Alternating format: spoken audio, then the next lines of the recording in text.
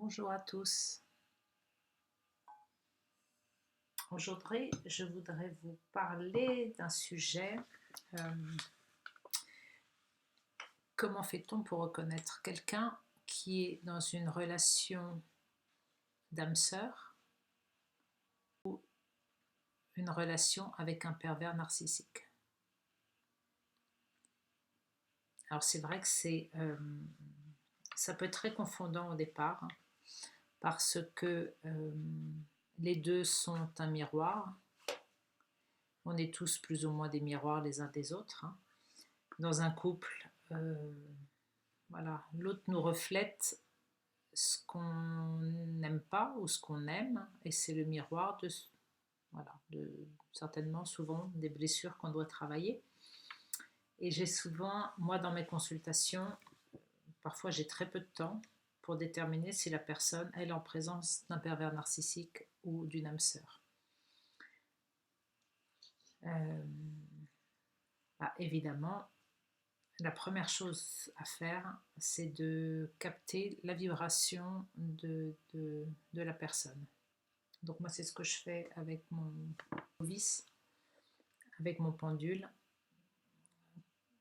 Comme j'ai plus d'interférences, je peux travailler avec mon pendule. C'était pas le cas il y a encore quelques mois où j'étais comme tout le monde, quoi. J'avais des interférences. Donc le pendule, il disait pas forcément de mon moi supérieur. Ça pouvait venir d'aussi bien d'entités que du bas astral. Enfin, ça pouvait venir de n'importe qui. Là maintenant, voilà, je sais que c'est pur. Donc, je vais demander déjà le taux vibratoire. Alors, si le taux vibratoire de la personne et de la féminine et de son conjoint est identique, déjà ça donne beaucoup de probabilité pour qu'il soit dans un parcours de flammes jumelles, parce que les deux flammes vont avoir ou ont déjà le même taux vibratoire. Donc ça, c'est l'un déjà des signes que c'est un parcours de flammes jumelles.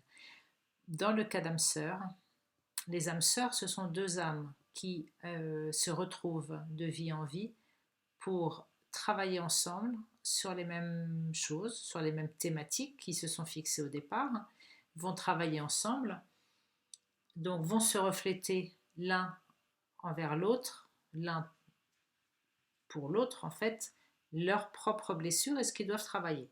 Donc parfois ça peut être assez brutal, enfin brutal c'est pas le mot, mais ça peut être un petit peu difficile. En tous les cas, les âmes sœurs ne vont pas se créer de nouvelles blessures. Enfin en tous les cas, moi c'est ce que je ressens comme ça. C'est vrai pour un parcours de flammes jumelles, je pense que c'est également vrai pour un parcours d'âme sœur. Les âmes sœurs, ce sont deux âmes distinctes, hein, qui travaillent comme des bons copains ou des bonnes copines qui vont faire le parcours ensemble. Alors ils peuvent s'engueuler, ils peuvent se dire les choses, mais il n'y a pas tellement de nouvelles blessures, il n'y a pas de nouvelles blessures de trahison ou d'abandon. Voilà, ils vont appuyer sur des blessures qui existent déjà, c'est complètement différent. En portail organique, lui, va créer des nouvelles blessures, va peut-être appuyer sur des cicatrices, sur des blessures existantes, mais peut également créer des nouvelles. Moi, ce que j'ai noté, voilà, ça m'a réveillée quand même en pleine nuit, hein, cette capsule, en me disant, moi je parle plus de, oui, j'ai des guides comme tout le monde, les anges, les archanges, tout ça, moi je suis un peu tout le monde, hein. Maintenant, c'est ma connarière et à la source, c'est un canal qui est direct, et je m'encombre plus tellement voilà. Pour moi, même les archanges, les archontes sont les deux faces d'une même pièce qui sont encore dans un monde de dualité. Mais ça, j'en parlerai un autre moment. Donc, ce que j'ai eu de ma propre guidance à 3 heures du matin, enfin en tous les cas en pleine nuit, c'était, voilà, reconnaître un portail organique. Je dis n'importe quoi, mais ça peut être aussi un portail organique, un pervers narcissique qui peut également être un portail organique, effectivement, mais on va parler aujourd'hui du pervers narcissique versus âme sœur. Autant une personne peut rester longtemps avec une âme sœur parce qu'elle va travailler, parce on va lui ouvrir les yeux sur certaines blessures à cicatriser, parce que ça va l'obliger dans la bienveillance, dans l'amour, à aller déposer ses bagages, couper avec vraiment un gros travail de fond. Voilà, elle sera épaulée par son âme sœur. Ils feront le travail ou ils ne le feront pas. En tous les cas, ils s'épauleront mutuellement dans la bienveillance pour faire ce travail. Un pervers narcissique, lui, va prendre plaisir à vous blesser. Déjà, c'est quand même un truc à reconnaître. Est-ce que la personne qui vous blesse, avec qui vous vivez, est-ce qu'elle prend plaisir à vous blesser? Est-ce qu'elle vous manipule? Ou est-ce qu'elle le fait sans conscience? Enfin, pas sans conscience. Est-ce qu'elle le fait sans le vouloir? C'est-à-dire que est-ce que c'est vous qui êtes blessé mais que l'autre n'a pas l'intention de vous blesser, ou est-ce qu'elle a l'intention de vous blesser? Voilà, moi je pense que là déjà on peut voilà, un petit peu déterminer à qui on a affaire. L'âme sœur, il ne faut pas oublier qu'elle est blessée elle-même. Elle a souvent les mêmes blessures que vous. On revient toujours aux 5 blessures principales. Hein. Moi, je travaille aussi avec mes clients. Voilà, j'ai fait ça. Il y a l'abandon, le rejet, l'humiliation, l'injustice, la trahison. Ça, autre, parce qu'on en a d'autres. Hein. La blessure de ne pas être reconnu à sa juste valeur, la blessure de je sais, il y en a plein, hein, toutes plein de petites. Voilà. Moi, là, ce sont les 5 blessures de, comment elle s'appelle, Lise Bourbeau, avec lequel on travaille, je travaille. Et avec mon pendule, j'arrive, en fait, quand j'ai une personne au téléphone, et puis souvent c'est quand même relativement rapide, entre le taux vibratoire et ça, j'arrive déjà assez rapidement, et mes cartes, à voir à peu près. Si on a affaire à un pervers narcissique, si on a affaire à une âme sœur, si on a affaire à un couple de flammes jumelles. Ça, c'est quand même important parce que c'est le point de départ pour tout le reste. Si vous avez affaire à un pervers narcissique dans votre vie, je vous dis franchement, faire pour changer la situation, à part vous barrer. C'est voilà, je vais être très très claire. C'est impossible de changer un pervers narcissique.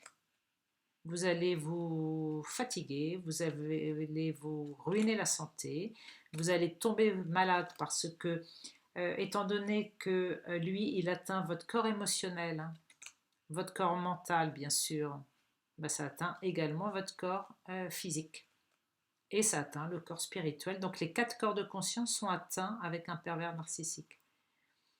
Donc essayer de changer la situation avec une telle personne, c'est chose perdue. C'est jusqu'à la fin, jusqu'à la mort, jusqu'à la maladie. Voilà, jusqu'à ce qu'à un moment donné, vous écoutiez enfin le message de votre âme qui vous dit « casse-toi ». Voilà. Et là, vous avez juste à prendre vos clics et vos claques et à partir pour aller faire votre vie ailleurs. Voilà, vous faire aider. Pourquoi vous faire aider? Parce que un pervers narcissique est tellement dans la manipulation qui vous fait croire, et vous le croyez, que vous n'êtes rien, que vous êtes une pauvre petite chose, destinée de toute façon à être malheureuse, parce que qui voudrait de cette pauvre petite chose? Elle va tellement vous salir, vous faire perdre votre confiance, éteindre l'étincelle divine qui est en vous, que vous ne voyez plus rien. Donc dans ces cas-là, il faut un petit coup de main, il faut vous faire aider. Et quand vraiment vous n'en pouvez plus et que vous entendez enfin juste votre âme murmurer au creux de votre oreille ou au creux de votre cœur, là c'est le bon moment, c'est qu'il y a une porte qui s'ouvre et c'est le bon moment pour bouger. Vous activez le mouvement, le mouvement du départ, en fait le mouvement pour changer de cycle, pour changer.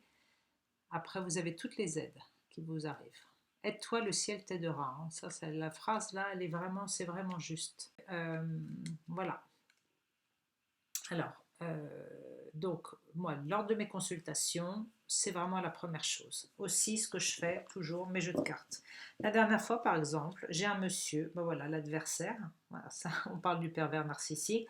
Quand je tire ça, bon, ça allait quitter un petit peu le contraire, mais la dernière fois, j'ai un monsieur au téléphone, et puis pendant qu'il me parle, il me raconte un petit peu toutes ses souffrances pendant 5 minutes. En même femme qui n'a pas déjà qui est assez manipulatrice, etc. Donc toujours, tout de suite, moi j'ai le côté yang qui me sort vraiment d'une personne qui est dans le contrôle, etc. Mais je sors que des cartes. La première carte, c'est le lien éternel, un taux vibratoire qui est identique pour les deux personnes. Je retire des cartes, amour, enfin bon, voilà. Donc on est parti là-dessus, sur un lien sacré, moi que j'ai vu. Donc après, on peut avancer, c'est plus facile. Voilà, donc aujourd'hui, c'est un petit peu ça que je voulais partager avec vous. C'est ma façon de fonctionner, déjà pour savoir avec qui vous vivez. Pourquoi cette personne vous fait mal? Est-ce qu'elle vous fait mal pour travailler avec vous, pour avancer conjointement? Ou est-ce qu'elle vous fait mal parce que c'est un vampire énergétique, une personne vicieuse et qui se nourrit de votre colère, de votre tristesse, de votre mal-être? Voilà, ça c'est important. Vous voyez, donc là, ça c'est déjà, il faut trancher les choses, couper les choses pour créer un nouveau cycle. Vous voyez, les cartes, c'est vraiment, vraiment chouette. Voilà. Voilà ce que j'avais à vous dire. Sinon, moi, je vais me mettre de mes pierres. Vous voyez, j'ai trouvé cette très, très jolie pierre. Quand elle est mouillée, elle est belle. Dans la nature, il y a 2 jours. Regardez comme c'est beau. C'est comme un troisième œil. C'est le troisième œil qui est ouvert. Ou alors, ça peut faire aussi une bouche. Je ne sais pas, c'est très belle. Voilà, moi, je communique pas mal avec les pierres, les cristaux. Et puis voilà, je sais que ça va se couper à 15 minutes, donc je ne veux pas dépasser. Si j'aurais pu quand même... Oh, une petite... Allez, je vais vous tirer une petite carte. Ça, j'adore tirer les cartes. Ça, je le fais toujours en consultation aussi. Allez, une carte de la porte des âmes pour tous ceux qui regardent cette capsule aujourd'hui. Allez, hop. Ah, non, il y en a trop.